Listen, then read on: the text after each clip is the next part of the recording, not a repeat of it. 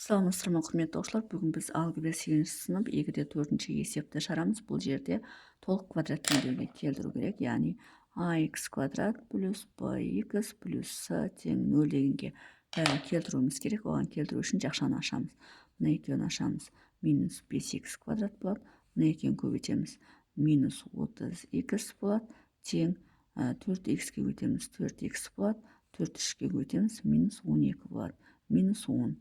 Енді мына теңдіктің сол жағы минус 5x квадрат минус 30x сол күйінше қалады. Мына 4x теңдігінің сол жағына минус 4x болып өтеді.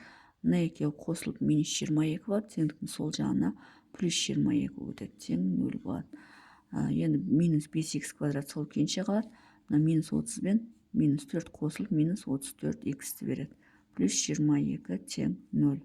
Демек бізде мында толық квадрат теңдеуге келеді екен. Бұл бізде біріншісі. Енді екіншісін шығарамыз. Екіншісі бізде x минус 8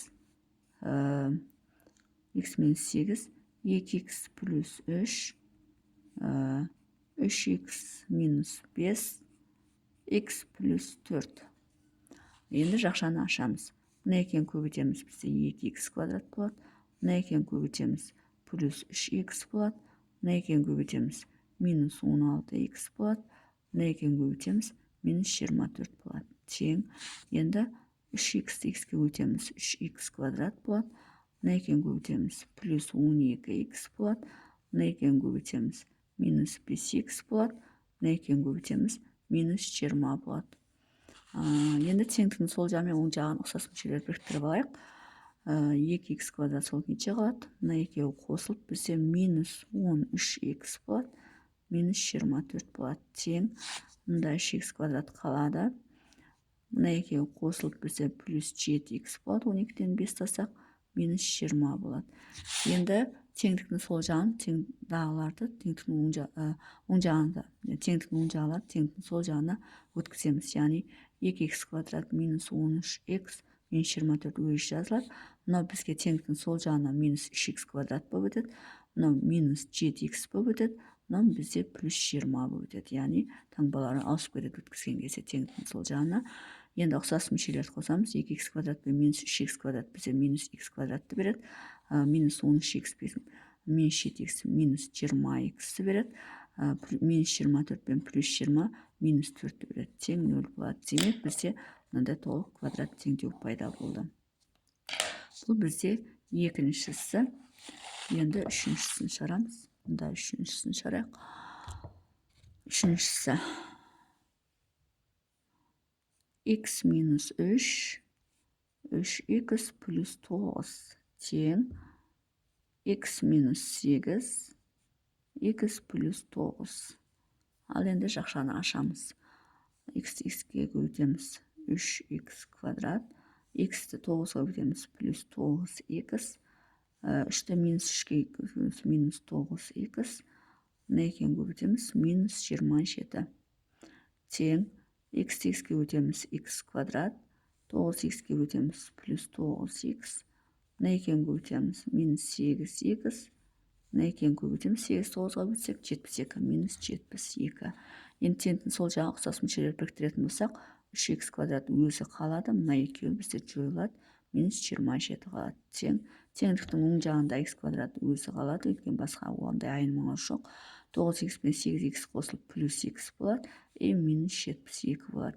Енді ұқсас мүшелерді біріктіріп болдық. Енді теңдіктің оң жағын сол жағына көшіреміз. 3x квадрат минус 27. Мынау минус x квадрат болып көшеді. Мынау бізде минус x болып көшеді. Мынау плюс 72. Яғни минус плюс 72 тең 0 болады. Енді 3x квадрат пен x квадрат қосылып бізде 2x квадратты береді. Яғни минус x квадрат. Минус x өзі ғана болғандықтан минус x жазылады. Енді 27-ге минус 27 мен 72-ні қосамыз. Яғни 72-ден 27-ні аламыз.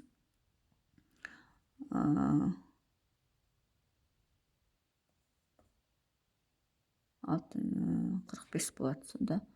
Плюс 45 болады екен. Тең 0. Сонда бізде осылай шығады екен. Мынау бізде толық квадрат теңдеу. осыған тең болады екен. 2х квадрат минус х плюс 45. Енді төртіншісін шығарамыз. Төртіншісі y минус 7, 7y плюс 49 тең y плюс 8, y минус 7. Енді бұл жерден жақшаны ашамыз. Мына екеуін көбейтеміз, бізде 7y квадрат болады. Мына екеуін көбейтеміз, плюс 49y болады. Мына екеуін көбейтеміз, минус 49y болады. Мына екеуін көбейтеміз, 49 7-ге көбейтсек 343, 343 тең. Мына екеуін көбейтеміз, y квадрат болады. Мына екеуін көбейтеміз, минус 7y болады. Мына екеуін көбейтеміз, плюс 8y болады. Мына екеуін көбейтеміз, 8-ге 7 көбейтсең, минус 56 болады. Енді мына жерде мына екеуі жойылады. Сонда 7y квадрат минус 343-тің өзі қалады. Теңдіктің оң жағында y квадрат, мына екеуі қосылып бізде плюс y-ті береді, минус 56. Енді ұқсас мүшелерді біріктіріп алдық. Енді теңдіктің сол жағына өткіземіз.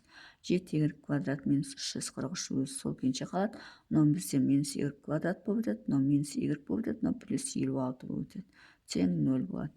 Енді 7y квадрат пен y квадрат қосылып бізде 6y квадрат болады. Яғни минус болғандықтан алынып кетеді. Минус y-тің өзі болады, өйткені басқа жоқ.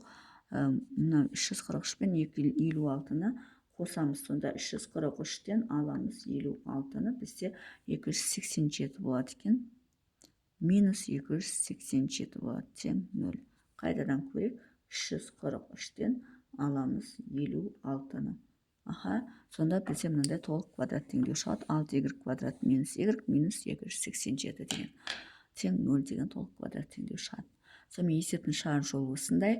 Егер есептің шығар жолы түсінікті болса, лайк басып, комментарий жазып, каналыма тіркеліп кетсеңіздер болады.